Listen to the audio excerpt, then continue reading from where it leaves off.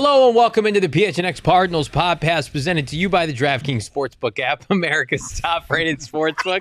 As I brutally mismanaged that intro podcast. Brought to you by DraftKings as the Arizona Cardinals continue to be mismanaged.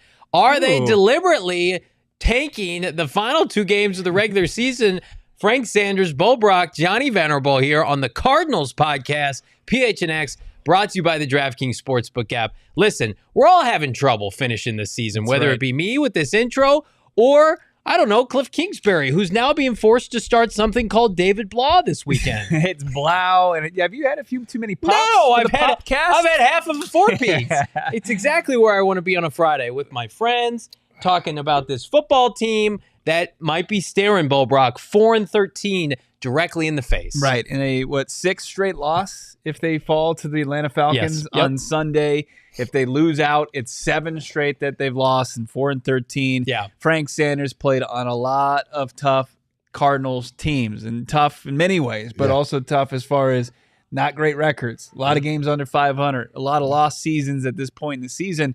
But it's I don't know if I've ever seen it like this before. The culture certainly changed in the NFL. Obviously, with the scouting and being able to recognize who the top prospects really, truly are and who can make impacts from the college level to the next level, tanking is at an all-time high. And I think the Arizona Cardinals might be the most egregious tankers at this point in the season. I mean, I walked out to the practice field expecting to see two things that I didn't expect to see. No Colt McCoy at all. I mean, Kliff Kingsbury said that he made it through protocol. Colt McCoy talked to us on Wednesday. He seemed excited about being able to kind of lead the charge along with J.J. Watt for the final 2 games of this season, and he's not out there. According to his head coach, he suffered some concussion symptoms, kind of following up on the concussion he suffered in Denver, and it's not Trace McSorley. That's a part of this conversation. That to me is David Blough. Is so crazy because, Frank, we watched Trace McSorley Sunday night. Yeah. Was he great? No. But he had the Cardinals in a position to win that game. I thought he made some pretty good throws in overtime.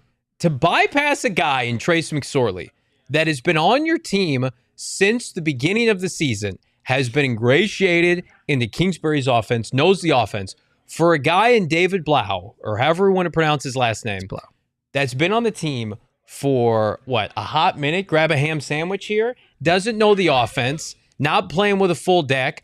That screams we're trying to lose this game. Look, it's crazy in itself. I have been on a lot of losing teams, and I told Bo earlier, I have not seen us literally go from our first-string quarterback, if he was available, or the second-string quarterback, if he was available, to go to another guy that we just brought in instantaneously. I've been on four seasons where I was 4-12. One season I was 3-13, and it's definitely disappointing. But I got to point these things out that's more disappointing. Yeah, I'm disappointed that D-Hops now doesn't get another opportunity with Trace McSorley. D-Hops is at 720 yards. That gives him a chance. He could, in 2 games, he could potentially pull out 1,000 yards. Our boy, Hollywood's at 600, just a little shy of 700 yards. These are guys that are really trying to press that 1,000-yard mark, and they have potential chances to reach him. Was Trace amazing? But another week in the system, he might be better.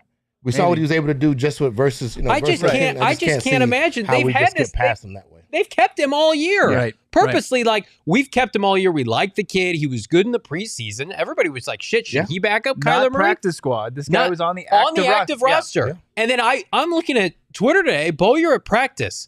And I'm like, okay, Colt's not playing. We're going to dive into that. Are they tanking because they're going to play Trace again?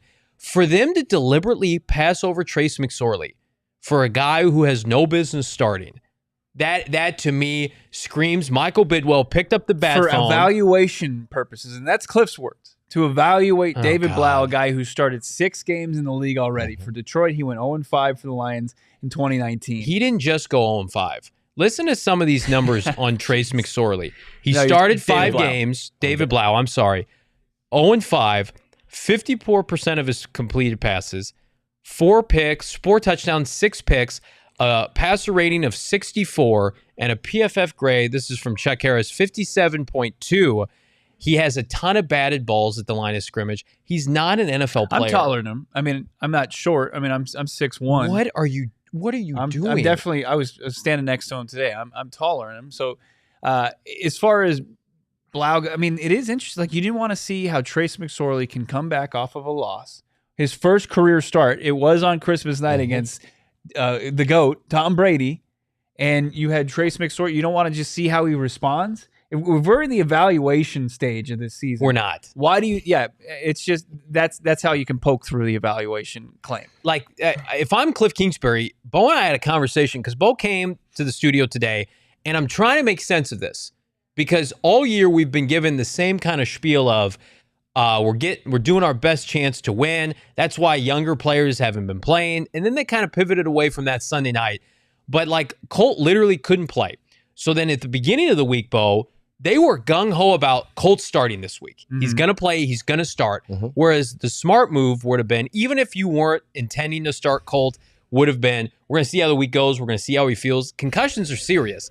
Then you told me a story about Colt McCoy maybe not being 100%, even like kind of meeting with the media a little bit. He seemed kind of out of it. No, I thought that Colt McCoy, I was concerned just kind of watching the way he answered questions. And I'm not in the medical field. But it was a good point. But I mean, there was some questions that he was asked during the media availability on Wednesday where the answer didn't match up with the question. And that doesn't seem normal for Colt McCoy.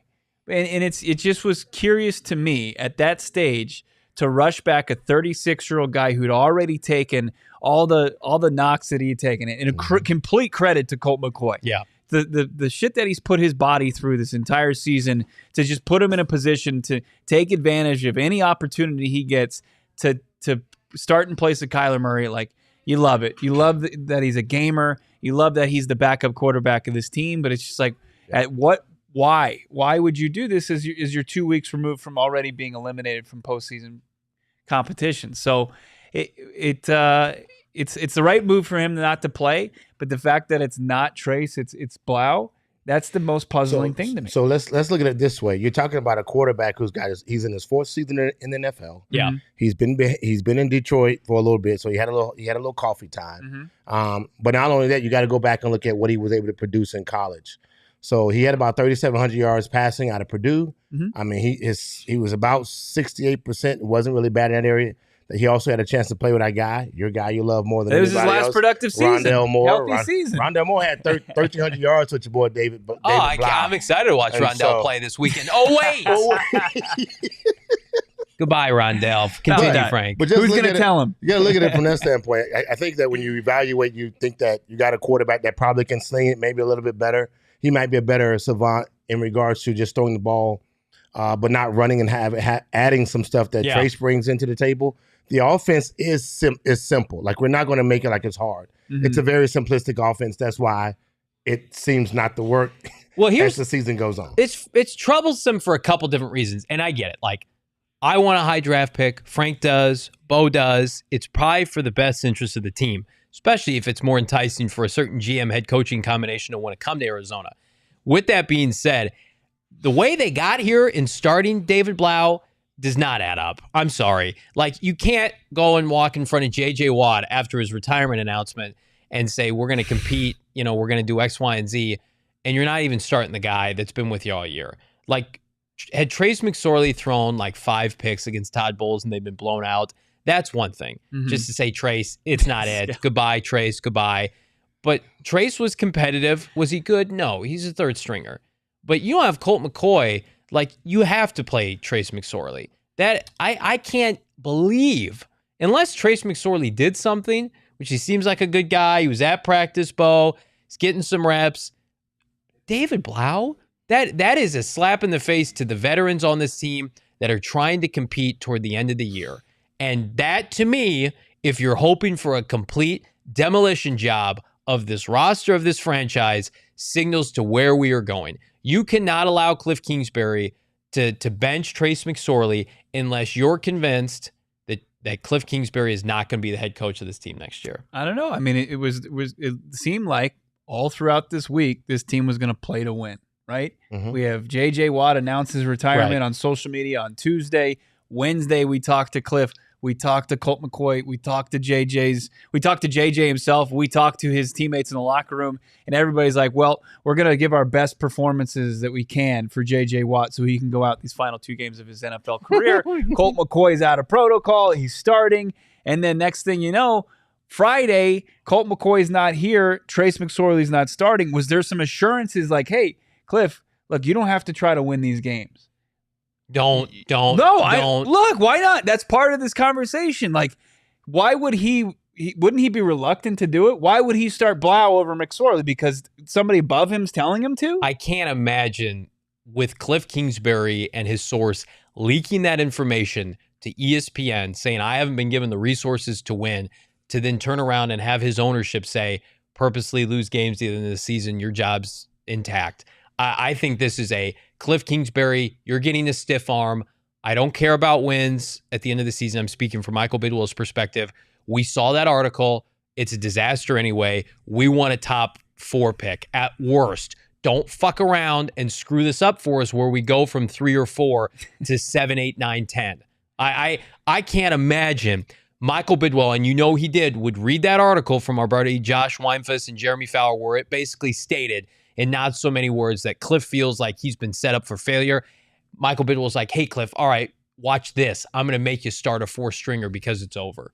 No, I don't see that happening either. That would be crazy in itself just based upon the fact that you're still trying to hold your fan base together. Like you really haven't. But you're not at home. But I'm saying, you hadn't put anything out there to kind of indicate that that's what you're going in a new direction. You're removing Kliff from the situation. Next year we're going to be doing better. I mean, like when the idea of wanting to give your fan base a little bit of hope would have been keeping Trace McSorley. And again, he was an eyesore in some areas, but he got better. Maybe another week in the system, he gets even that much better. And then he also adds a little bit with his legs. We don't even know if David can run, so that might change the narrative. Bo, did you watch any practice with David and him throwing with the reps or any ones? Or how did he look? Did he? Looks fine. Did he I like mean, he has been with this team 16 days. No, I'm just saying, arm presence. Did he I'll tell you this. Sling it? He doesn't. He had a presence as a quarterback. He might have the same arm strength as Colt McCoy or comparable. But as far as the stronger arms, as far as the quarter, I'm not breaking down David Blough on this podcast. Frank, the legendary Frank Sanders asked me a question. You're not gonna intervene here. I will not stand for David Blough scouting reports on the show. Because what I'm going to tell you is interesting. Is clearly the fourth guy on this run, James Morgan, has a visibly stronger arm than David Blough by far. And then Trace McSorley, we see on Hard Knocks, DeAndre Hopkins saying he probably Trace McSorley has the strongest arm on the team. Stop. Mm-hmm. I can't. 16 days. So as far as evaluation, like that's what I just don't understand. I'd like to evaluate my co-host for breaking down David Blough on this show right now. I love you, brother. I can't. This is it. That's an important part of this conversation. He's going to be starting Sunday, so they need to know at least. Bo's giving us our minute drill. This is he's giving us our update, and he has to. We're starting David Blough Sunday for Saturdays, meaning Jalen Carter and Will Anderson. What happens after this week? If they're in the evaluation process? Oh, he starts in the finale. Does James Morgan start in the finale? You sacrifice don't you want to know what you have David there? Blough to Nick Bosa and company in San Francisco. I want to see all the third stringers and practice squad guys against San Francisco. I don't want to cross midfield that game. That's what I want to see. If I'm Michael Bidwell, Kliff, I see that article. All right, let's have some fun with some CFL guys. Let's bring them in. The shittery part about this is that watch this, and I say shittery. The part about it would be if I got bonuses coming up, right? Oh, and you crapping on my bonuses. If I need 800 yards. And you crapping on my bonus. That's why it's absurd. Or that's the part where I start looking at. That's why I say I go back to this one notion. I've been on a lot of losing teams with the Cardinals, and I've never seen this before ever. Mm-hmm. And I understand you're talking about the algorithms that's out there, the numbers, the scouting, the technology that's there, allowing the coaches or the general managers as well as the owners and the fan base to see who their potential first-round draft pick can be. Mm-hmm. You just that. I told Johnny I don't give an F about that. I don't because I'm playing. Right. I got to go up on Sundays, and man, I got to see the other dude on the other side of the field. He's got one job. He's got one job, one mindset. That's to break me off. Cardinals update with some heaters in the chat. Cardinals update saying James Morgan the drink, then following up with, we going to start Tito's next? We're We're going to start little Baileys, Bailey Johnson in week 17. Listen, anybody who doesn't, go ahead. I mean, talk about, with whatever might be on the line and how close DeAndre Hopkins, he's within striking distance for, you could say only a handful of guys that in 2 games could go from 700 plus yards to nearly 1,000. He left practice today, and according to Kliff Kingsbury, it was a little bit of a knee issue. He warmed up with the team, went through walkthrough, he stretched. They broke into position groups. Guys were catching passes, warming up. Wide receivers, tight ends, skill position players catching passes from David Blough on the rocket arm of James Morgan. And then DeAndre Hopkins just walks off the field, talks to a couple coaches. He's like, I'm out too. I can't take this shit. I'm not getting hurt. I'm not getting hurt. I'm out. Gerald and company were just breaking down Glass Onion before the show. This feels like a Glass Onion script right now. This feels like Michael Bidwell putting a script together of, all right, I need this to happen. We're going to do this. All right, D-Hop, you're going to leave practice at this time, right? None of this is real. None of it. Don't believe anything they're saying. The simulation's broken. That's right. However, we will take it. We will take it here. We'll take it on the DraftKings Sportsbook app. Right now, the Arizona Cardinals went from a 3-point dog. They are now 5.5 as that number continues to grow. Good hell, we're 10 days away from Black Monday. Right now, though, it's not Black Monday on DraftKings. You can download the DraftKings Sportsbook app now. Use that promo code. You guessed it, PHNX. Place a $5 pregame moneyline bet on any NBA team to win their game. Get $150 in free bets if they do. Not the spread, mind you. Not the over-under. Who's going to win? Cut and dry. You get $150 in free bets if you win. That's promo code PHNX. Only on the DraftKings Sportsbook. Minimum age and eligibility restrictions apply. See those show notes for details.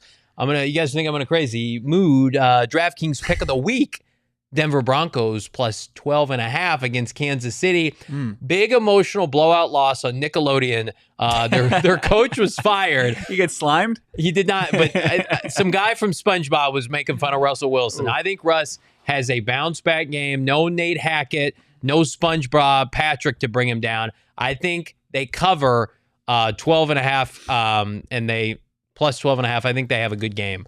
Good in the sense they lose by like a touchdown against Kansas City.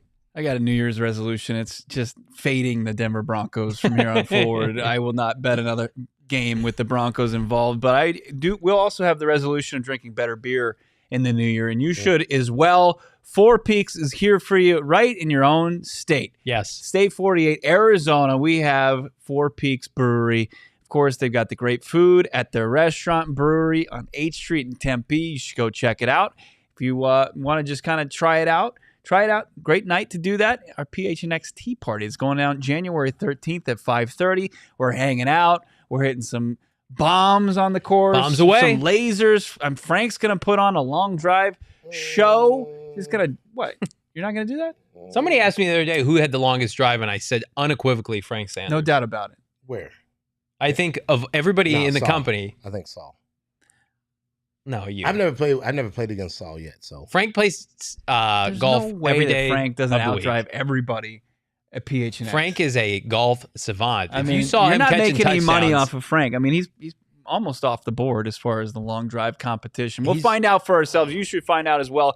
Great drinks from Four Peaks. Great food. We got merchandise. We got prizes. We've got a watch party for the Suns game with the PHNX Suns crew. Their pre-show, their post-game show. It's all going to be right there. Dobson Ranch Golf Course. Hang out with us. You can reserve your spot today. Just click the link in the show notes in the description as well. Kids 10 and under. It's a great family night as well. Come bring the kids, bring the fam. Hang out at the PHNX Tea Party with us, the PHNX Cardinals and PHNX Sports crew. If you're hoping the Cardinals tank, that's good news. The good news keeps coming as we head toward the offseason. There was a report today, gentlemen, that Dennis Allen, I don't know if you know him, he's the head coach of the New Orleans Saints, is supposedly safe. This is from Jeff Duncan at NOLA.com. Dennis Allen is likely to stay for a second season as Saints head coach, who adds ownership and management are still behind Peyton's longtime DC. Allen replaced Peyton in February, and while the Saints have taken a step back, Duncan does not anticipate the team making its coach a one and done. Bo, this is consistent from our guy Nick Underhill, who said he's coming back. So everybody who's trying to pin the dots, connect the dots with old Sean Payton returning to New Orleans, take a beat. Dennis Allen, as he should be. They committed to him. He's safe for next year, which cross off another team in the Sean Payton saga and ship him to the desert, gentlemen. Yeah, I mean, it's absurd. Underhill's, it's not the worst kept secret in the NFL that Sean Payton's going back. That's to clickbait. That's clickbait. We don't do Florio that here. and Pro Football Talk. I don't know why he's attached himself to that, but it's just not true. And when you look at, who are the favorites to land Sean Payton, you got the two LA teams. I mean, I think obviously McVay's a wild card, but I'm sure he probably doesn't want to leave on a sour note, right? Yep. And then you've got Brandon Staley and the Chargers who are going to make the playoffs, and then Dallas just won a football game, right? Yeah.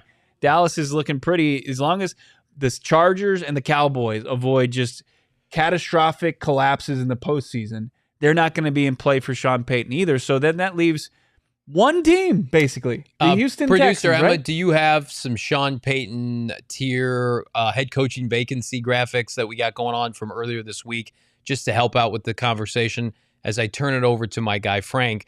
And Frank, how big of an indictment would it be for Michael Bidwell, who feels like he's got his fingers in the pie here of kind of sabotaging? I don't want to put words in anybody's mouth. At the end of the season, David Blough starting a quarterback. Now Sean Payton's options are increasingly likely that he could end up in Arizona. Like, how big is this for Michael Bidwell to get this done? Well, it'd be one of his biggest signings ever. It'd be like signing JJ all over again, and bringing somebody in that can change the atmosphere of the team, change the mentality of your organization, change the ISO that it's been for the last couple of years nationally. Because when you look at the national media, they've been waiting for Kliff to either become the guy that's the whipping board in regards to he hasn't been able to fulfill the promises. He's been exactly what they thought he was. He starts out fast. He ends up tanking at it or losing at the end of the year. To get a coach like Sean Payton here, man, it just changed the narrative. The NFL operates off this, and it operates extremely well, which is expectation. When you bring somebody in that can create expectation, that can create that mentality of that we're going to win, create the idea, not just the rah that maybe Harbaugh might bring to some teams, but to bring a coach in that could literally come in and change the mentality and the culture immediately, it happens fast. You do that with a starting quarterback in a lot of areas sometimes, and then you also do it in some scenarios, man, where you bring in certain free agencies, and so he would be like a big free agency. When we got DeAndre Hopkins, man, what happened? It was like an immediate thought that we were going to win a bunch of games. Am I wrong? Like him and JJ coming on, we thought that was something pretty special. So considering what we have offensively with the players that we have offensively, whether that be young or some of the old guys we have on the outside, we have a lot of talent. And one thing that Sean knows what to do is he knows how to maximize that talent with his skilled players. If you didn't see this earlier this week, bookies.com gave us the odds to land Sean Payton. We have so many Sean Payton graphics here. It's only right that he becomes the next head coach of the Arizona Cardinals. The field, I would presume, includes New Orleans. Scratch them off, and then we look at the rest of those teams. The Cardinals, I would say that was plus 250 earlier this week. I think that number's gone up a little bit. I would imagine it's probably right around plus 200 when you consider the fact that the Denver Broncos, by all accounts, are not going to be in a market for Sean Payton. LA and Dallas have both won. Dallas is at 12 wins for back-to-back seasons. That's the first time that's happened, I think, since their Super Bowl era when they were stacking up Lombardis. Carolina's going to hire Steve Wilkes. Why would he pick Tampa Bay over the Arizona Cardinals? To me, it's just the stars are aligning. The stars are aligning for this man to come to Arizona and to coach Kyler Murray. It has to feel that way. Right. And unless they think like Mark Davis is going to pull fast one. They can't afford him. Well, I mean, they're cash poor. There's always a way in the NFL. You have enough cash to do it. But, okay. $10 million a season, the buyout for McDaniels would be astronomical, and it's unlikely, right? And they've already seemed like they've chosen McDaniels over Derek Carr going forward. Yeah. They wouldn't have pretty much shut him down for the rest of the season and pretty much guaranteed that they're going to cut him before his guarantees kick in. It's silly to me to see people continue to take Arizona out of the conversation because of the dysfunction, because everything else kind of points to them being, one of the top suitors for Sean Payton. when we discuss dysfunctional, but are we identifying it as Mike? Are we identifying it as Steve? I think It's the Mike. relationship As relationship between Mike and Bidwill, and then I'm sorry, Sean. Kime and Bidwill. Okay. And then Kliff gets kind of thrown into that as well. Just his performance alone, his performance too, though, has not been right. Well, here's a question in the chat I want to get to because it's a good question. Mr. Ranger, is there any chance he just holds off? 100%. And that's an indictment on Michael Adam Bidwill. Schefter's report said he's so interested in returning that he's already putting together his coaching staff.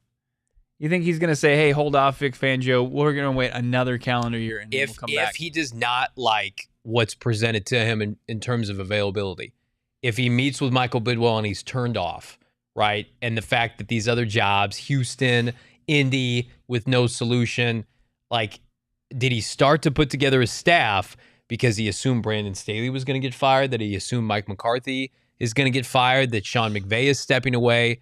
Those options are dwindling. They are almost at kaput. We got a Charger fan in our office telling us today, playoffs, baby. Everybody in LA is excited about the Chargers. Not firing Brandon Staley. Everybody in LA. Well, the 7 Chargers fans that are there. The Spanos family is one of the cheapest organizations in all of pro sports. You think they're going to cut bait on Brandon? His dad didn't want him to go to that right? Like, and have they been better run from a personnel standpoint than the Cardinals? Absolutely. They got a better roster.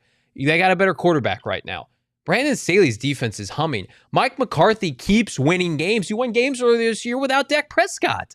Their offense is immense. Look what they did against Philadelphia's defense last weekend. We just have to take all of this at face value.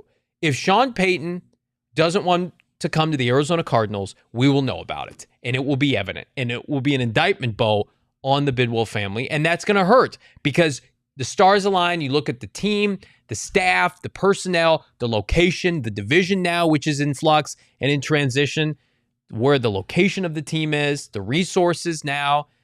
It should add up to Sean Payton in January having an introductory press conference with this franchise. I know people are like, we're getting burned again. We're getting our hopes up. Mm-hmm. I think, to Frank's point, to people in the chat, I think it's either he becomes the Cardinal head coach or he doesn't coach next year. That's what it feels like to me. I'd be surprised. I would look at. To me, I'm going back to something that happened with Gruden when Gruden left Oakland. He went to Tampa and he won a championship. And it was like he walked right into a situation that was already there. Yeah. And so, is the Arizona Cardinals situation already there? Or do I have to develop it and create it and cause it and petition for it? Or do I walk in with a quarterback already ready to go? I got receivers. I got a system. I got an organization that mentality is ready to go. And I think that's when Gruden walked into Tampa, it was ready to go. It was ready to go. And I'm wondering, when you look at Sean, wherever he goes, he has to come back and he has to be a savior. And he has to be the guy that literally. He's done that once already before. He knows how to do it. And I think he relishes building up cultures. And I told Bo this off air, Frank. It means more to go somewhere that's never won before, like a New Orleans, like in Arizona, than it does to go stack trophies in a Dallas, right? The Chargers haven't won anything, but that fan base in LA isn't starved for a championship. We're starved for a title here in Arizona. And it's queued up for you to come here and become the best coach in this franchise's history. Are you ever going to be better than Don Coryell in LA? We don't know that with the Chargers. But tell me right now what team you feel like has better odds than the Cardinals. You can't. You just can't. See Cardinals update saying FanDuel. And I saw this, somebody tagged me. It was probably our guy, White NFL, on Twitter, saying that, he was on McAfee, put up the FanDuel odds, that it was plus 2,000. I mean, we're DraftKings around here anyway, so we don't mess around with FanDuel. No, we do not. And also, you have to take in consideration, like the Colts fan base is rabid. Like they would want to rally their team. They would probably say, hey, why not? Why not us? And they see plus 500, and they throw some shekels down on to where maybe Cardinals fans scoring. Everybody in the chat scoring. Fan base is a little less apt to throw some cash, so they have to incentivize you. So like plus 2,000. That's probably the bet there. But as far as where he'll truly go, I mean, you have to connect the dots. You have to read the tea leaves, and it doesn't. The last month shouldn't change how you perceive this organization. As far as I know, the dysfunction, it stinks. But as far as his relationship with Bidwill, and it's documented, And then his thoughts on Murray, and they might have changed or whatever, but I think he still believes he's a talented quarterback. Yeah. And the pieces in place, I do believe it's different, Frank, than the Gruden situation, because he went from two teams that were ready to compete right then. That's instead correct. of, Tony Dungy seemed to have a glass ceiling there in Tampa, and they kind of hit that before they moved on from him, and Gruden goes there to Tampa Bay and wins the Super Bowl against his old team. It's a little bit different. There's a lot of work to be done, but there's also the pieces in place to where you can expedite that. And you have to look at where the team is going to be in January compared to where they are right now. In a month's time, the season will be over, thank God. They will have a fourth-place schedule. They will have a top 5 draft pick. They will have roster and cap flexibility. They'll be able to move on and off of guys at the drop of a hat, right? Their only major contracts are 2 younger guys. They don't have a bunch of old players under contract. They are set up next year with the right coach to compete, assuming Kyler Murray. That's the biggest caveat to all this. But if you're a Kyler Murray guy before the ACL, you should be a Kyler Murray guy after the ACL. He did not blow out his Achilles and his MCL and his ACL. He's projected to come back shortly after the start of the regular season. So if you can bail water with a Jameis Winston for the month of September and win a couple games, and then K1 comes back, you're rocking and rolling, because the situation will look immensely different this time next year. I really believe that, no matter who's coaching this team. But you look at Denver, their cash is tied up in Russell. Their draft picks are tied up in Russell. Indy has no heir apparent at quarterback. New Orleans doesn't have a first-round pick. They're aging out. They're losing guys like Michael Thomas and Kamara. The Cardinals, $50+ million in cash debt or cap debt. Strip away the off-the-field, Who the Saints. Okay. Strip away, Frank, the off-the-field issues, and they're immense with the Cardinals. You fire everybody. That's over. That's done. Michael says, no, you're in charge. You get Jeff Ireland, whomever you want to be the GM, you're good to go. Yeah. That's not going to fall. Kimes incidents, whatever it is, and everything that's happened with the coaching staff, which is egregious, that doesn't follow Sean Payton here. That's over. You move on. You start a new era, new regime, which is what we all desperately want, Frank. It will change the atmosphere. I know it. I mean, it'll change the excitement in the Valley. It will change, again, the national media conversation. But more importantly, it will excite the guys that are free agents, because they know what kind of coach they're getting. They know the expectation of what will be taking place here. And like you always say, how do you not want to play in Arizona? The weather's great. J.J. Watt came here. 60 degrees right now. It's snowing every place else around the planet.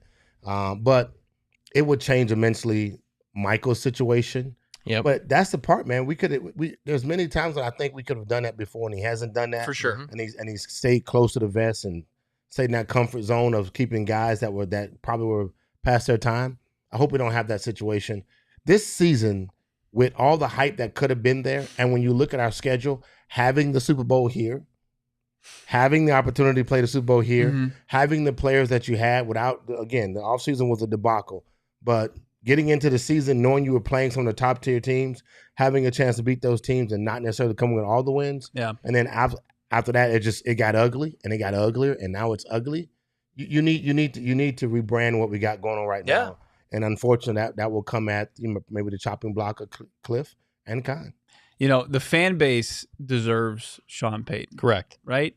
I don't know if the organization necessarily deserves him, right? Probably not. Not at this point. What you described. Based upon the fact that you said that, I agree, because you don't have tenure. Right. They're not like guys that's been there 12 and 15 years trying to figure it out and get it together. Maybe Buddha. And they continue to kind of turn a blind eye to people doing stuff that they shouldn't be doing, and maybe not in empowering guys that probably shouldn't have been empowered, and guys that were continually making the same mistakes over and over again.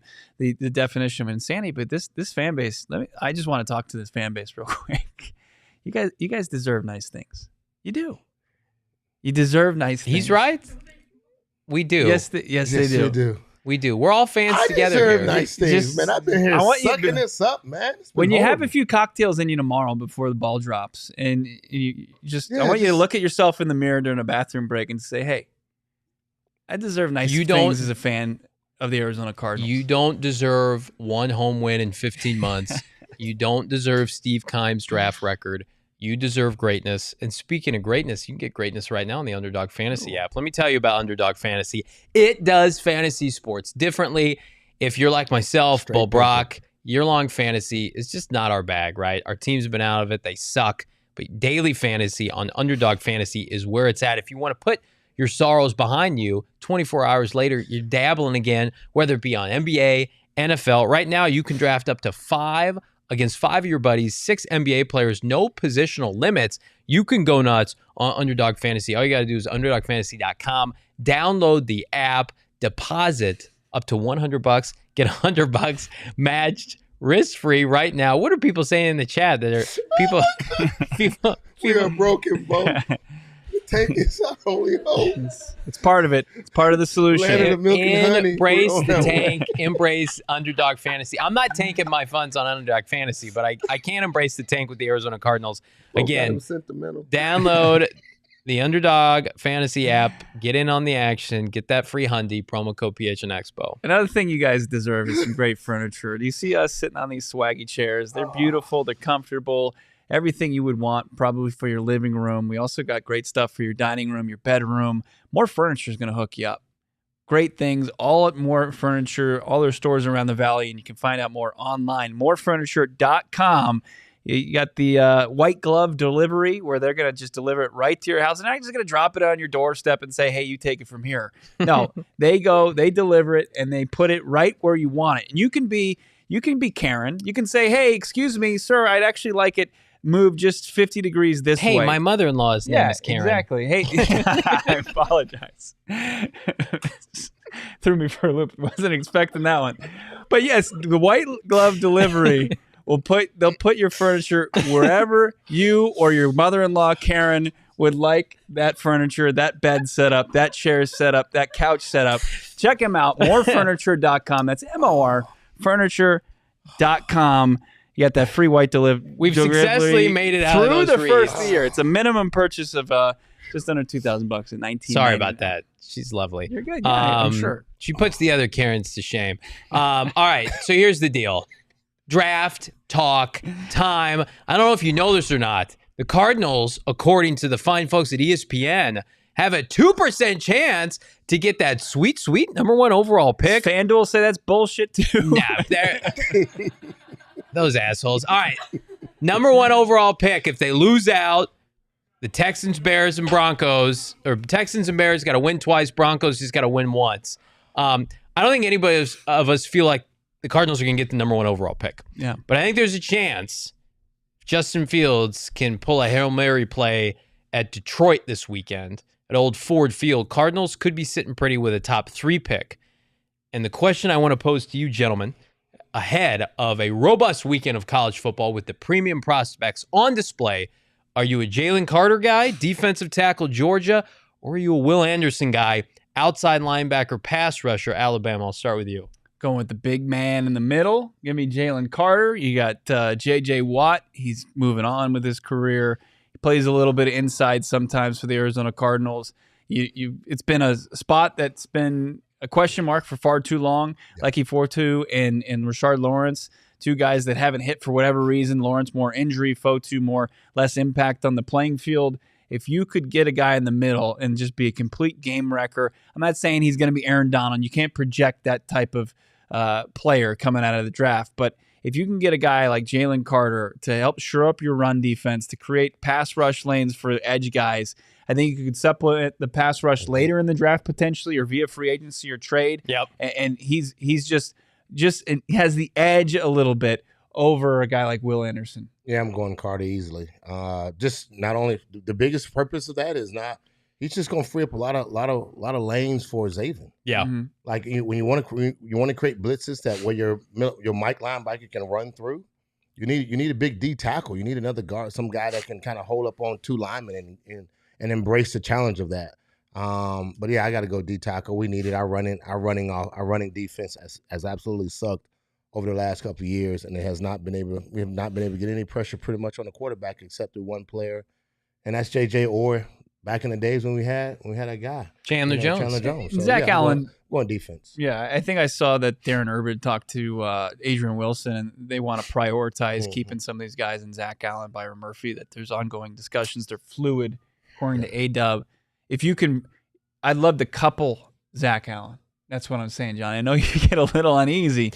Let's re-sign all the players that are not helping this team. Zach Allen is a baller.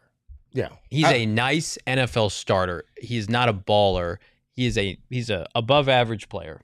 Good. They don't have a lot of those. That's fine. And I'm pro bringing him back. 4-11. But you can't look at a team that is 4-11 en route to 4-13 and that has the 32nd ranked defense in the NFL and say, is anybody really untouchable outside of Budda Baker? No, but if you can bring back Zach Allen on a reasonable deal, right, for sure. You'll take it, right? But would you rather reinvest in the Deron Payne, maybe? If I'm going to take my money to Zach You're Allen like the and say, meme where the guy's making a deal. That's right. Like, hey, let's not overvalue our own. We've undervalued our own in Hassan Reddick. It's bit us in the ass. But does Zach Allen, who's not been able to stay healthy, go somewhere and blow up? Maybe. Maybe. But I'm with you, gentlemen. Jalen Carter is the pick. This has been the unicorn, the white whale for this franchise since they have lost Calais Campbell. They have not replicated this position. It's why they tried to sign free agents alike. Robert Kimdichie, that was a disaster. Passing on Chris Jones, who they also like, which is just a knife to the heart. Jalen Carter is the kind of disruptive defensive tackle that can get you 8 to 10 sacks. And I love Will Anderson. And if that's the consolation prize, we will do celebratory backflips in the studio on draft night. But you can get pass rushers every year. Unicorn, disrupting, pass rushing D tackles that are built like him, that dominate, that are blue chip. They don't come along all that often. So I think the consensus on the Twitter streets in our chat, gentlemen, is like 60-40 Jalen. But again, I like what I've seen from Will Anderson, who he's not playing in the Final Four. Guess what? He's playing in his bowl game. I like that for Alabama. Look, he is a specimen. He brings a lot to the table. It's hard to, I mean, if you can go back and look at the last 4 years of just the edge rushers that have just totally dominated the NFL, you need that. And if we can't get big guy up front, JC, then I have no problem taking Will Anderson either, because they both bring problems to an offense. Yep. No matter how you look at it from the inside or the outside, but like that would be. We need somebody else on the edge if we're going to lose JJ on that side too. Yep. But I mean, you can't. We can move guys around, but I'm a fan of Big Carter. I think we need somebody. You absolutely hit on the point to replace Calais, and we have not done that at all. Yep. That would be absolutely helpful to us. Well, you mentioned it, Frank. They're too soft in run defense, and I'll be honest with you. That's with Zach Allen and JJ Watt. Sometimes you just need change for the sake of change. You need some new blood, need some new life. Where we're not going to be getting much change, and this is a sad story I want to pivot to quickly. Gentlemen, I don't know if you've seen this or not. My hometown, Maricopa, Arizona, it is unfortunate. We will not be getting a Chili's after all. No. Major restaurant, according to Maricopa.com. T's and P's. We're not getting our Chili's. We might get Jalen Carter, but Maricopa is not getting our blue chip restaurant. No Awesome Blossom for me. No Butter Maple Blondie for me. No baby back ribs? No chicken crispers, honey chipotle chicken crispers? No. Huh? Why, Maricopa.com? Why are we not getting our Chili's? Native is making too much bread. I guess. The politics. I don't get my baby back ribs. Don't. Chili's. Pour one out for Trace McSorely starting this weekend. Yeah. Pour one out for the Maricopa Chili's. That is Pour not out to your be. Chili's margarita. I can't even look my dad in the eye. I told him, hey, Dad, we're getting a Chili's. And he's like, I like their steamed broccoli. And I said, now it's not going to happen. All right, let's talk about something better. Go to gophnx.com. Become a diehard. Check out the tremendous work of the PHNX beat writer Howard Balzer. Slam that promo code HOWARD. Become a diehard.